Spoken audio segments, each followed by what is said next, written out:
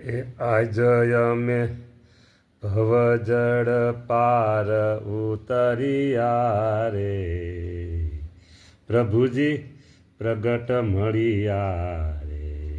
જો પ્રગટ જળ હોય તો તૃષા છીપે, પ્રગટ અનાજ હોય તો ભૂખ જાય ને, એમ પ્રગટ પ્રભુજી હોય તો આપણું કલ્યાણ થાય થાય થાય. કલ્યાણ એટલે ખાલી મોક્ષ એમ નહીં, આત્યંતિક કલ્યાણ થાય.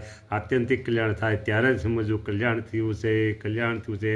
પ્રભુજી પ્રગટ મળે એટલે આપણું આત્યંતિક કલ્યાણ થઈ ગયું થઈ ગયું થઈ ગયું. થશે એમ નહીં, પ્રભુજી પ્રગટ મળ્યા.